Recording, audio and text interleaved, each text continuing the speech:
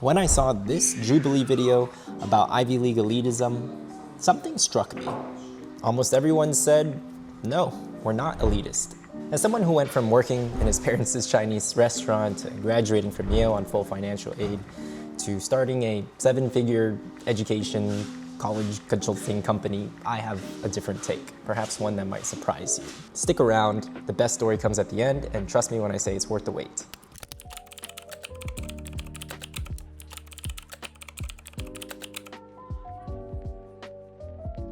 A little bit about me. I'm Kevin, Yale grad, amateur breakdancer, professional college counselor. Over the last 4 or 5 years, our firm, the Elevated School, has helped students from every background imaginable gain more than 500 plus acceptances to top 20 American colleges and universities. I'm talking first-gen low-income students like myself, middle-class students from Florida, California, Texas, New York, international, private school kids. I've helped all those students get into Ivy League schools and more. But the reason I'm making this video is not because of them, it's because my dear co-founder, my best friend, my better half, Jeff, was recently featured in this Jubilee video.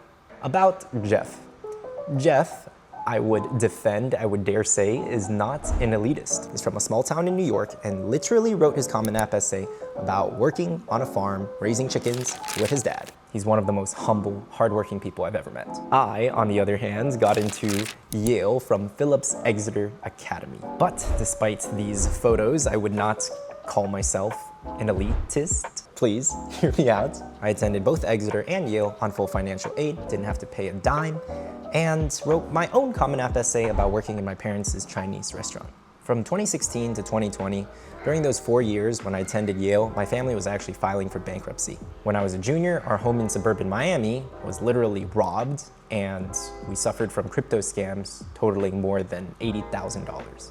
I'll never forget that year because my parents were laid off of their jobs thanks to COVID, which was a blessing in disguise. They'd been working way too hard. While meanwhile, I was just running around like a chicken without its head and picking up every odd job that I could to help support the family and pay the bills. The silver lining though is that thanks to all that drama, we didn't have to pay a single cent for tuition. Today, we're in a much better spot. Now, Jeff and I are just 2 stories in a sea of thousands. But when you zoom out and start looking at the numbers, that's when things start getting really interesting.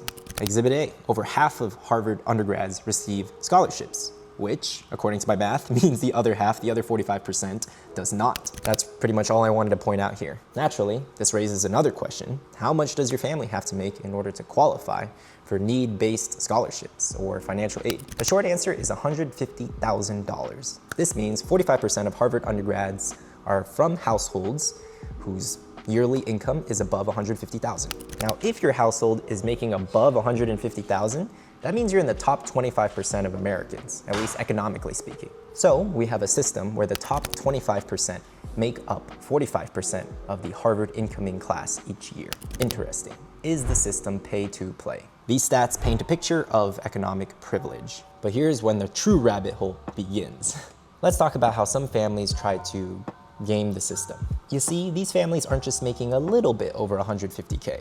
Some households might have millions, tens of millions, or even more. Perhaps you've heard of situations where parents donate a building and, surprise, their kid gets accepted. As somebody who attended Yale and helps coach kids get into Ivy League schools every single year, I'm here to tell you that, yes, that's 1,000% true. It doesn't happen to the majority of students, but it does pretty much happen every year.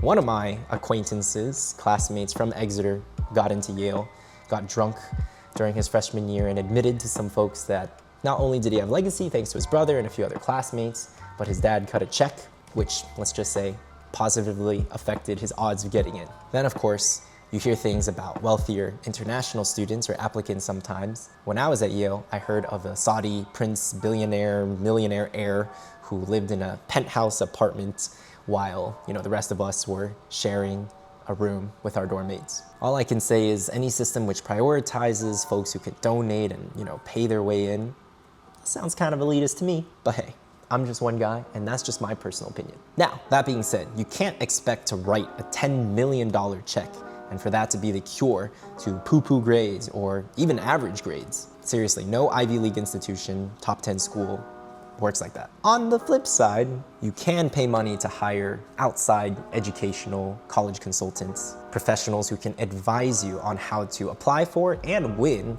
national, international awards, as well as build, a truly standout extracurricular profile. I have a professional colleague in Shanghai, and he tells me the normal college consulting package is over $30,000, $35,000 a year for private college consulting. But get this, students there start early as 7th or 8th grade. Here is where it gets really crazy though. The families there, they don't just hire one college consulting firm. No. Sometimes they hire 2 or 3. Why? Well, because some specialize in helping students win national, international STEM competitions. Others specialize in helping students write essays. Another caveat that I'd like to point out is that there are a lot of rich, privileged folks who can game the system by still qualifying for financial aid, which to me is really messed up. I won't get too into the details, but let's just say you can do some creative accounting that shows the financial aid office and even the IRS that you're not technically making any income, or you don't have assets technically associated with your name. Warren Buffett famously says that he pays less taxes than his secretary. He's not the only one. With that being said, I completely recognize that it's probably because my classmate's dad wrote a check that I indirectly received financial aid. It's a sticky situation. With all this money flowing through the system, it really makes you wonder, is there a better way? My co-founder Jeff said some pretty smart things about this, so let's roll the clip. So I think when I hear about this prompt, I'm comparing it to other I'm thinking about it in terms of other international systems of education, in the sense that I think about the testing, right, where it's just solely a test. And I think that is a really reductive way to capture someone's personality in particular. And so the way I think of this is not it's completely fair or completely equitable, but I think it's definitely more fair than that system in particular. I think in particular, for me as an example, when I was going through the education process, so I came from a small town, and so I did not go to Phillips Exeter or Andover, these really prestigious schools that had tons of resources. And then these kids, I help a lot of students from those backgrounds who are winning national, international level awards in particular. And they have these entire systems set up to support them, from test prep tutors to really nationally acclaimed coaches. I didn't have any of that growing up.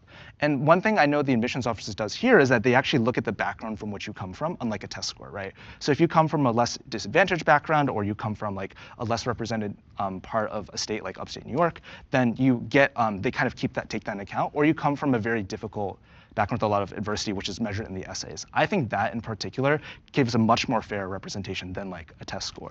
Right after Jeff, Allison, an international student from Hong Kong who dropped out of an Ivy for health reasons, she goes on to mention that the US college admissions is fair, at least more fair in comparison to some of the other systems around the world, right? Brazil, India, China, and many other countries around the world just rely on a single exam. In theory, it sounds more equitable, but then you find out that it's exactly like the US, right? Those who can will pay more money for extra tutoring. At least in the US, under our current system, admission officers consider your extracurriculars, your interviews, the rigor of your academic coursework, the type of school you come from, your family socioeconomic background, your gender, your race, pretty much everything. Here's another tidbit.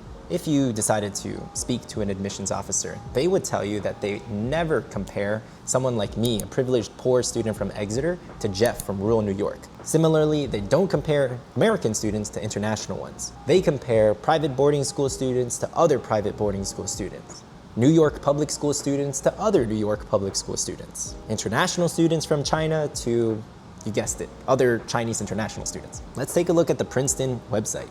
You'll see certain deans or admission officers are responsible for certain regions. Jake here is in charge of Arizona, specific parts of California, and Eastern Europe. Again, this doesn't mean he's going to compare a student from Warsaw, Poland to a student from Reno, Arizona. It means Jake here is an expert in the Eastern European education system, and he's going to analyze every student from that environment within the context of their country, their backgrounds, etc. In sum, the American college application system is obviously imperfect, but I do think it gives kids who might not be valedictorians or have the best test scores and grades a better shot at economic and social mobility compared to other systems that are available around the world. Returning to the statement for a second, the admissions process is fair and equitable. I did want to echo what Ishan from Dartmouth had to say. I totally agree. I think it's a fair and equitable process. I don't think colleges are doing anything wrong. I still stand on that point that it's maybe not the best process because you can game it, but I don't think the colleges are really going out of their way to do anything obscenely unfair to people in some way. Also, like, they're continuously making improvements. Like the Supreme Court passed a judgment on the DEI stuff. The California decided to ban legacy admissions at all universities. That's great. And I think these things make it a little bit more equitable. So I do think it's a very fair process, and I don't think colleges are going out of their way to make it unfair for anyone. I just feel like it can be gamed, and there are ways to like do that. So maybe colleges need to get ahead of that and maybe change their process a little bit to make sure that people are not able to, hack their way into the system. To make the system even more fair, I agree. I do think we should also continue to remove legacy admissions, even if my own kid or grandkid might benefit. And, people who donate shouldn't get an extra gold star stamped on their application. On the whole, you can see that legacy rates have been dropping a lot in the last 10 years, even in the last year. And I anticipate in the near future, they'll continue doing just that. Not really sure why Harvard and Yale, which have billion-dollar endowments, again, we're not talking about 1 billion or 5, we're talking about upwards of 30, 40, $50 billion endowments. Like, do we really need more million-dollar donations, guys? Maybe, I don't know. That's a question for the investment office. Perhaps they look at a $10 million check and they think to themselves, that's tuition for like 20 Kevins. If you really think about it though, these donations, they hurt the student and the applicant too. To find out that you didn't get in because of your own merit, but because your parents or family cut a check, I think that does something to your self-confidence and maybe your faith in your family and yourself too. Does being elite make you a villain? After attending a top 5 private school in America, top 5 university, I'd like to add one more point. I feel a little weird even articulating this, but I do think it honestly needs to be said. Just because someone comes from a privileged background and they're part of the economic elite, they're in the top 10% or 1% of earners, that doesn't automatically make them a bigot or a jerk. Some of the nicest, most hardworking, diligent people I knew at Yale, they came from top private schools. Their parents, their siblings had gone to Ivy League schools for generations, but they worked so dang hard and proved time and time again that they would give up their right arm to help a friend in need. Their character was remarkably humble. Their status, position in society, if you just looked at the raw numbers, yeah, it was elite. While we're pointing out these systemic issues, I need to acknowledge that I'm a part of the system too. Right now, I'm recording this video next to a rooftop pool in Thailand. According to my tax return, I'm in the top 5% of earners for people my age. And yeah, I will be the very first to admit that I leveraged the Yale brand for self-gain. Did I capitalize on my Ivy League degree to start a successful education, college consulting business? Yes. Does this business also help pay off my family's debt and enable millions of students from around the globe to access high quality college consulting resources for free? Also yes. I didn't used to consider myself elite or elitist when I was a teenager, but now if we define elitism as economic elitism, then sure, I'd qualify. However, I don't think that being a part of the economic elite is necessarily a crime or a sin. My own kid, if they were applying to college in 20 or 30 years, would likely be considered elite. But I am not writing a check for them. Future kid, if you're watching this, you're on your own. Before you make up your mind about elite institutions, let me share one last story that changed my mind and made me rethink everything I thought I knew about privilege. If you haven't heard of Phillips Exeter Academy, it's been ranked as the #1 high school in America for quite some time. Famous politicians, public figures, and entrepreneurs went there, including Mark Zuckerberg, the guy who made Facebook or something. Back in the day, this is 10 years ago now, jeez. I had a friend in the dorm who lived with me. We overlapped for a few years, and it wasn't exactly a secret that his family was, and still is, quite rich. If I said his last name, you'd recognize it. Let's just say there's buildings and streets named after his family in major American cities. One night during freshman year, he burst into my room while I was doing some parabolic equations. Yo, he said, you want to play some sticks? Back in those days, sticks meant joysticks, which meant Halo. And Halo 3 was a huge deal in our dorm. It basically determines like the pecking order of our little dorm society. Anyways, I said, nah, I'm not feeling so well. Sensing something was up, he asked me what was wrong. I ended up confessing that I wasn't exactly having a great day. I just learned that my dad had been gambling again and my aunt had been diagnosed with cancer. When I told him that, his entire mood changed. We're talking about a massive, handsome, muscular white dude who all the ladies thought was very, very attractive.